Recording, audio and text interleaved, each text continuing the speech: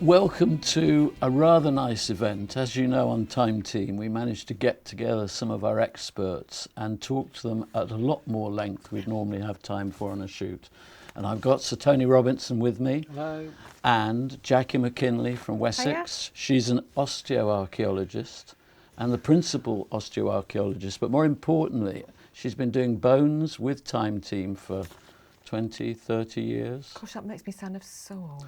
But she's been brilliant all that time. Soon as we get a site and we think we want to do a burial, next thing is Jackie, and we always give her a ring. She comes along, and there have been some incredible things over the years. Bones seem to have that quality on the site. It suddenly gets exciting, and for me, the structure of this thing, which we all carry around inside us, it's got bits which reflect the evolution. You mean our skeleton? Our skeleton, yeah. And yet, you know, we carry. I don't think of myself as having a set when I bang my elbow or something like that. And just before we started rolling, you said something which I thought was really interesting, that not all of our skeleton works perfectly for 20th century people. A lot of it is a hangover from the times when we were looking for big animals on the Serengeti. What you have to look at when you're looking at a skeleton is you're looking at any plastic changes that may have we call them plastic changes, that may have taken place that might give you an impression of how that person moved, because different people will move in a slightly different way. If you do lots and lots of walking, you're going to get changes in your tibia, this part of your leg, which people who are static won't.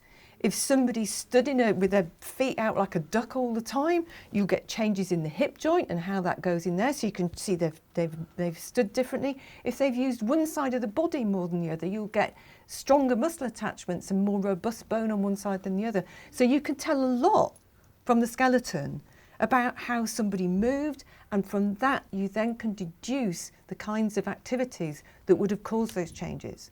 That's fantastic. I mean, so the skeleton is a real story of what that person... When Made me wonder whether in a few hundred years' time, when people are looking at our skeletons, whether the amount of time we spend looking at a screen... Overdevelopment thumb. Indicated in the I should skeleton. imagine what you'll get is Yeah. that. Yeah. Yeah, it's a That quick in will the have, neck. because people spend, I mean, I do, I have to sort of stand back, put my shoulders back, you know. When you and I first met, we were chatting away with Mick. And I remember Jackie grabbing Mick and running her fingers over his eyebrows. and I forget exactly what was it impressed you about Mick's eyebrows? He had quite marked supraorbital ridges. Right. So basically these bits. The large brows, how far does that go? Is it a Neanderthal trait appearing now? Because people in the early days of this began to associate these with aggression, with masculine aggression, this sort of eyebrow thing. How far back is that coming? Oh, well, I think that's probably from Homo sapiens sapien. We're talking about us, you know, I mean, we are talking about modern humans, that you're starting to get sort of changes in the facial shape that are basically to do with strength of muscle attachments a lot of the time. This is what we talk about. But the supraorbital ridges, you don't have muscles attached to those. So I remember Jackie telling me one of the distinctive things she always looks for when she's trying to work out the sex of a burial is a gracile chin, that ladies have gracile chins. What does that mean, gracile? Petite, lightly built, gracile. Full of grace. Yeah, gracile and robust. They're the two expressions I would use. Yeah. But gracile, if you think about petite, lightly built, everything nicely smoothed and rounded, and robust. Just think about somebody who is robust. You think about them being quite chunky. How do we know what people look like in the past? You know, when you've got a skull, we had a very good friend of ours, Julian Richards, who used to do some wonderful programmes about putting a face on the past. Richard Neve created this thing of building up muscles. Do you remember a chap called Henry in somebody's garden in Raunds? I do, yes, that was the skull of an Anglo-Saxon, wasn't it? So a lady found this when she was digging a koi carp pond, and up came this skull, which she named Henry. Hopefully and she became not out of the pond. No, incredibly attached. We went in there, moved all the garden furniture, and effectively found a cemetery, which was an incredible thing to do. But it raised that whole question of how do we know what people look like? What do you think about that looking at a skull and doing the work you've got to do to say this is the way a person looked like in the past. Can we do it? Do you believe any of them? Oh gosh, yes. Yeah, I do. I mean, I do it the other way round. You hear about people undressing people. Well, I kind of deflesh, if you think about it, because your skull is one of the things that does carry what you look like, and it's almost immediately obvious. Like, for instance, I can tell you've actually got quite a long face. Quite long, narrow, so I can see from the shape of your eyes, they sort of are going to be quite squared. You can tell the size of people's nose. There's so many things you can tell, because it really is just the framework on which the muscles hang, and then you just drop the flesh over the top, and the flesh really only changes as you get older. You know, and we all know what happens. And it then. means something when it happens. I mean, that woman, I remember that final scene on Rawns where Victor had done the drawing and we were all standing there and we showed her that picture. She was in tears. You know, it was like he'd come alive for her. So the process is a fascinating one. The other great thing about Rawns was that like you had the scaffolding, the skeleton, and then you were able to flesh it and draw it, but there was also a language expert there as well who spoke in what we believe to be the accent of someone of that time, and having all that pulled together when you were starting off with this rather bashed about skull was quite magical, wasn't it? We've got bones, we can bring all that evidence together, but in other places, and I remember this site quite well because it was on a golf course, and the time team, those of us who play a bit of golf, managed to actually get about 6 holes on the site of an archaeological discovery, which was quite a keel site. We thought Christian sites, stones, we're all in there, the wind's blowing, the weather's crap. Keel, what's a keel site? Church. That's what keel means. I was thinking, okay, you know, it's going to be Christian stones and things like that. Jack is scraping away and we see this set of slabs. And round about the second day, you began to lift some of these slabs, and what did you find? Well, it was the first slab, and it was immediate because I did it at the head end basically, and I still remember lifting that slab and thinking, "Oh my God, she's got this plait of hair, about that much of it, just lying over her. I think it was actually the right shoulder, if I remember rightly. A beautiful little plait of hair over her shoulder." And the thing about that is, I mean, I work with skeletal material all the time, and I don't. You do it on 2 different levels. You do it on a sort of professional science level, but you also do it on a human level. But when you get something like hair, and somebody had laid that woman in that grave, and they'd carefully arranged that plait over her shoulder, that really does bring somebody, I was going to say to life, but it makes you recognise that this was a real person. Yeah. Somebody loved and cared about this woman. It was extraordinary because there were maybe 20 of us on site at that moment. And of course we hadn't been able to date it yet, but once Jackie pulled that slab away, we knew it was someone who was, round about from 1,000 years ago, that kind of time. It was a very magical moment, wasn't it? There was a vividness about the colour. It wasn't that it looked like tatty, like something... Yes, it was slightly red colour, wasn't it? Yeah, it was red. Yeah. But that unfortunately, that is the colour hair will go when it's preserved in those kinds. So it's lovely though it would be to think that was the colour of her hair.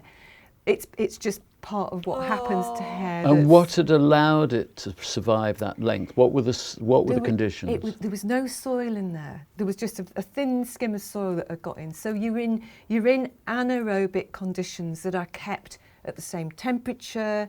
There's not a lot of water going to be getting in there. So the water isn't going to be hitting that piece of hair because it's laying on the bone.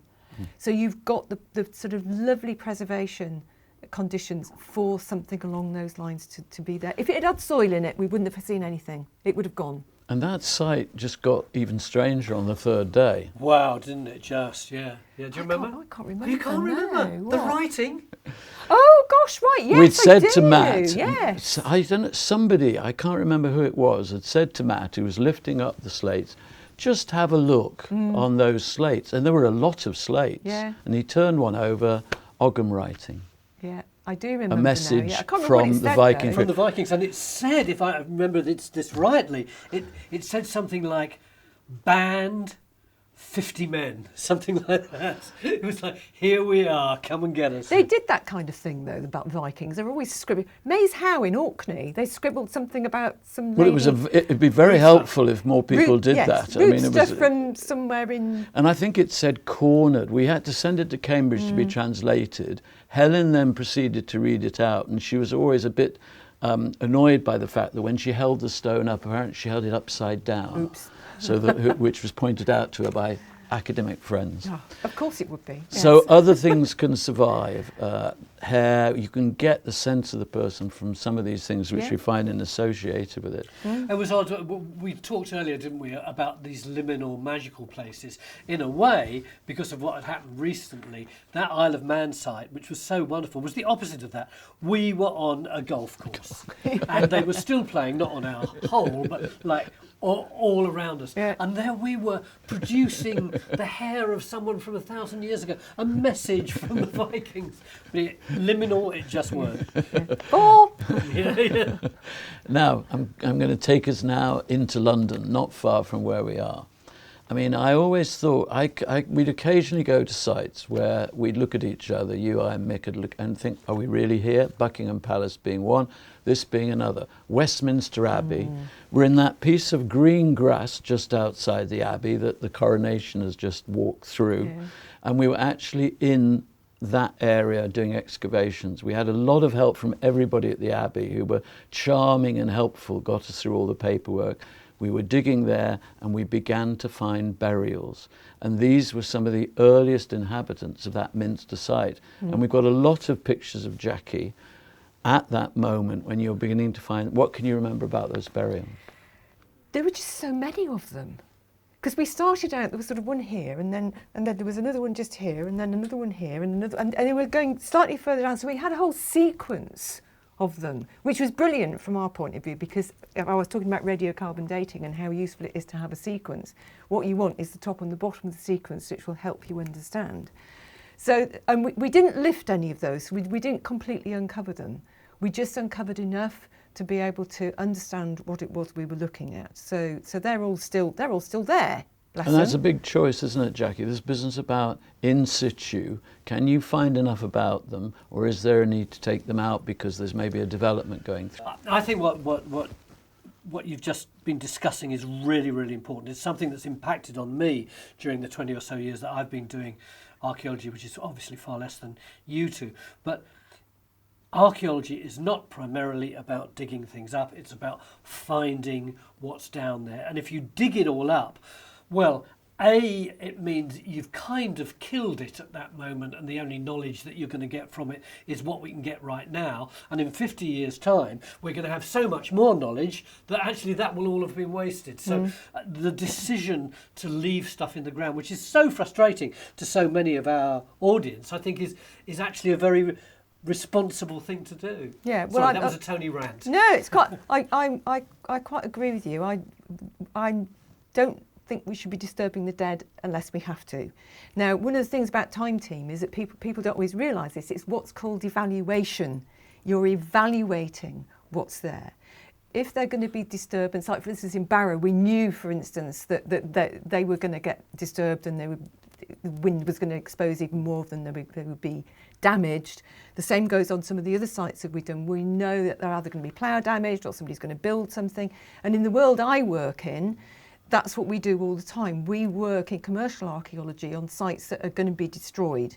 So we get quite a lot of material that way. But if you don't have to disturb them, then you're evaluating what's there to help inform what's going to happen in the future. And these were Anglo-Saxons, probably the first monks who went with the Minster Church of Westminster. Yeah. And it's rather nice for people to think that when they're walking in that area now, those monks are still there, lying underneath that grass lawn. Yeah. What I remember about it almost most vividly was that behind us, where we're excavating, was Parliament Square. Yeah. With everything tanking around it really, really So fast. noisy.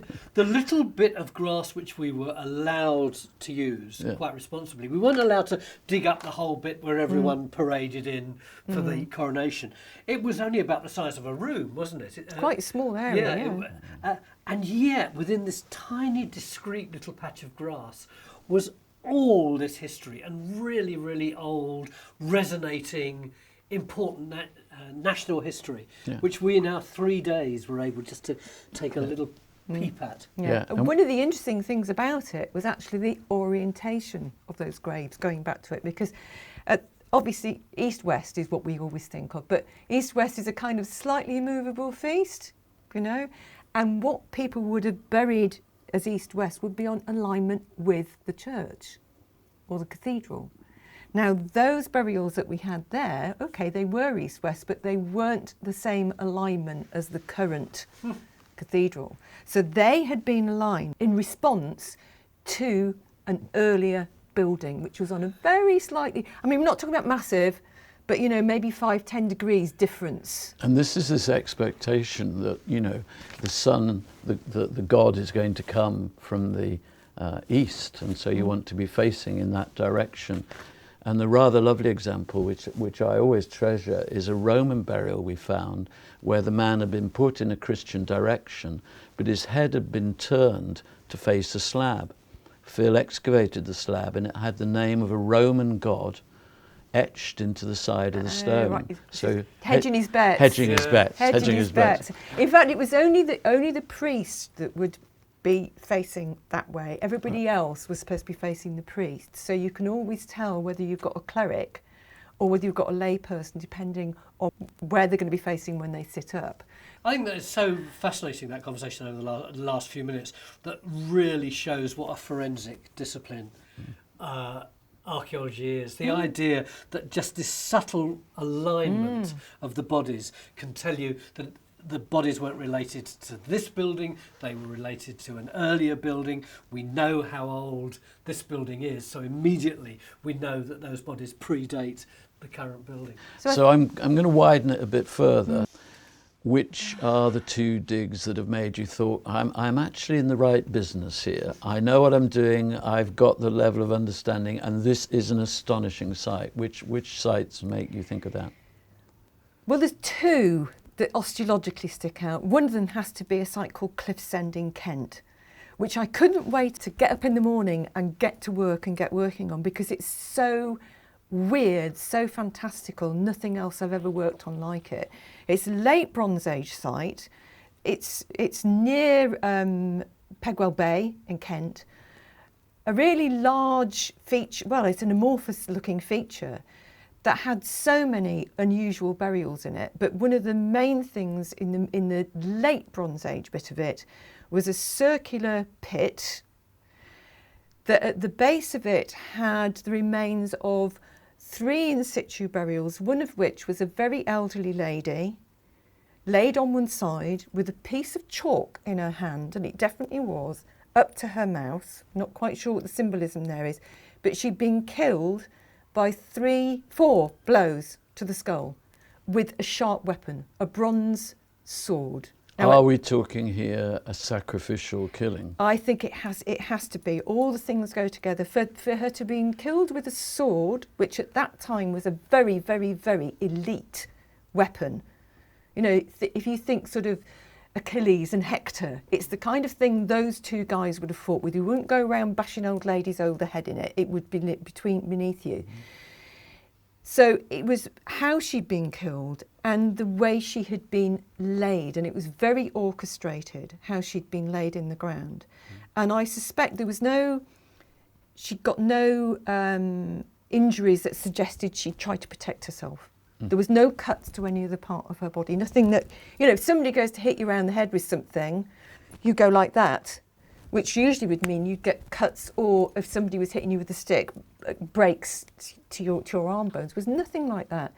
What was interesting about her as well was she was buried with 3 children and 2 lambs in her lap. So I think we've already got a time of year because of the lambs. If you think about fertility and how important it is in the spring, that you get more lambs being born, you get fertility of the land to get you through. I suspect she was actually a willing victim. I think she was either the expendable old lady who could go from a community, or she was the wise old lady who was being sent to deal with the afterworld. But you can see the accuracy and the science that's got to go into your analysis and the Wessex analysis of that particular site. Yeah, but it's was not critical. just the bone. It's Yeah. not just the bone. It's a the very assembly. holistic approach. You've got Yeah. to look at these Yeah. things in context. Yeah. The context Yeah. is absolutely vital. Yeah. And nobody should do my job without having the context. I mean, sometimes we don't. Sometimes we're blind because we're looking at something that's very old or that we don't have the records from.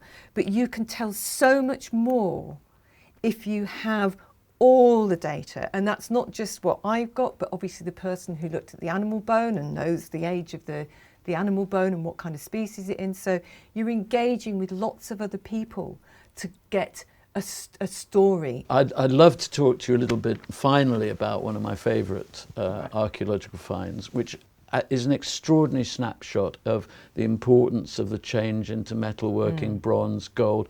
It's the Amesbury Archer, which you know only too well. What was with the Amesbury Archer that made him so important? And tell us about the bones. Right. An embarrassment of riches. This is one of the wealthiest, and probably the wealthiest burial of this date. Date? So we're looking at 2200 to about 1800 BC.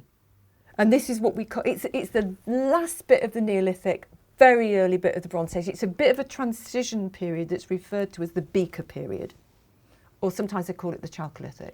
That's just because they brought in from wherever they'd come from pottery that was different from what had been there before. It was a specific type of pottery, a narrow beaker that usually sort of went in like that, flared out a little bit and came back, and very heavily decorated. And did by any chance the Amesbury Archer have a beaker with him, amongst other things? He had about 5, was it Good 5 boy. or 7? My goodness! But they didn't all go in at the same time necessarily. But he had wrist guards.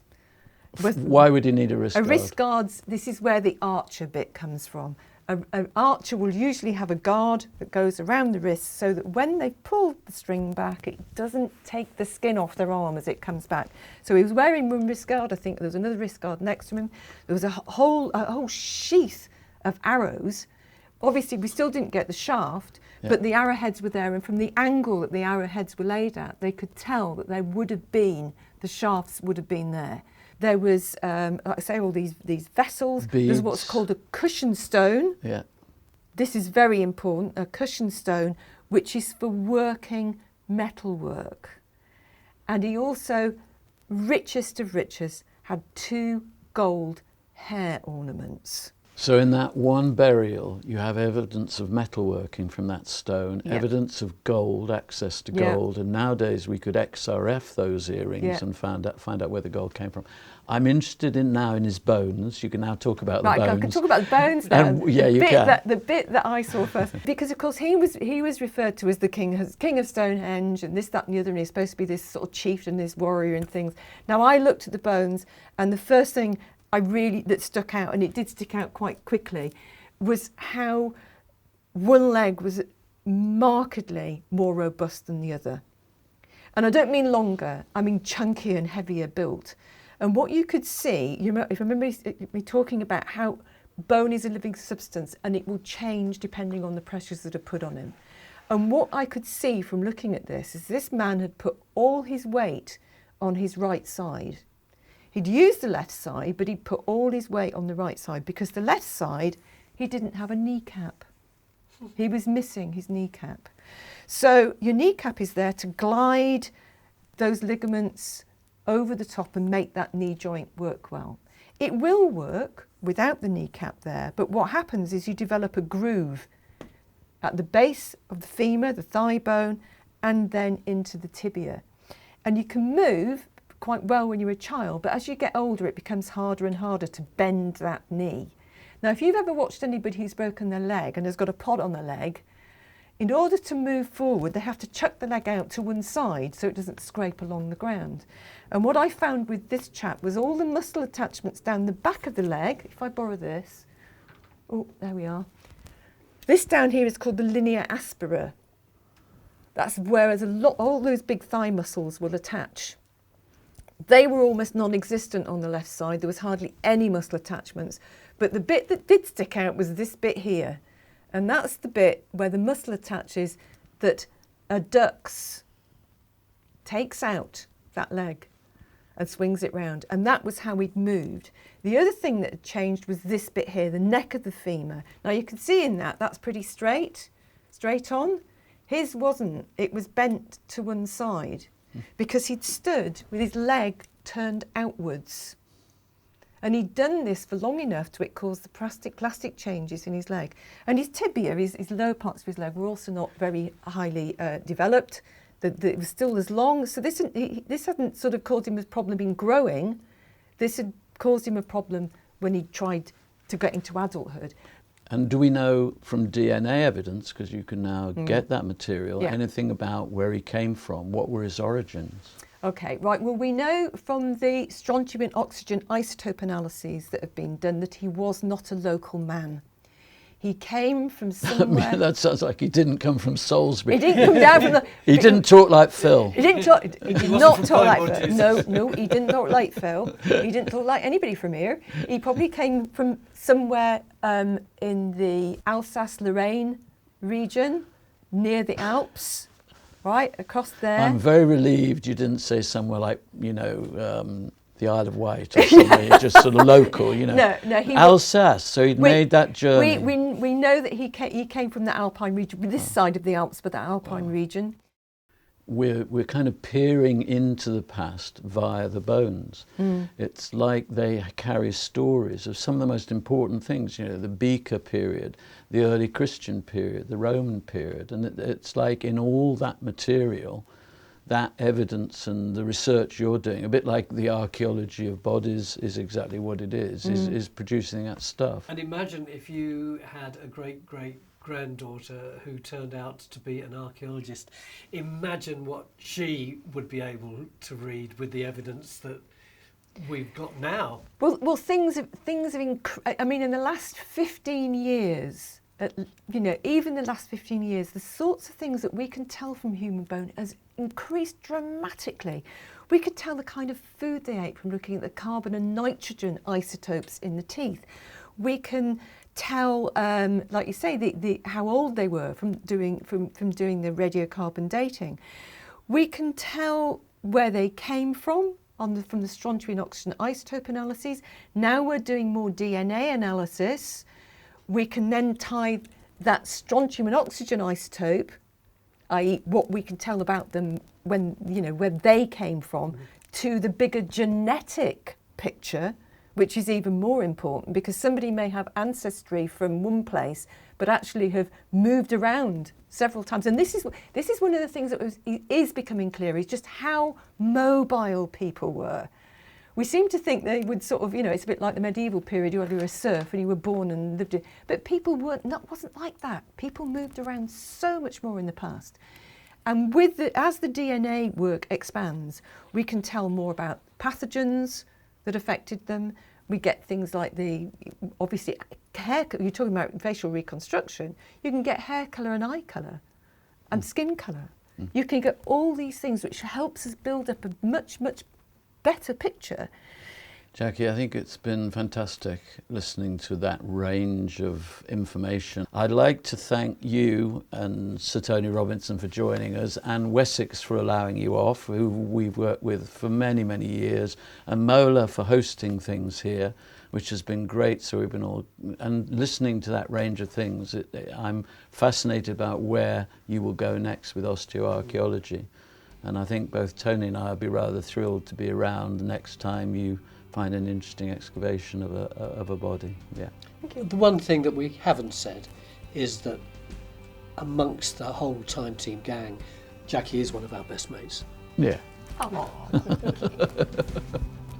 And if you'd like to hear more of this fascinating topic, look out for additional insights from Tim, Tony and Jackie coming soon, exclusively on Patreon.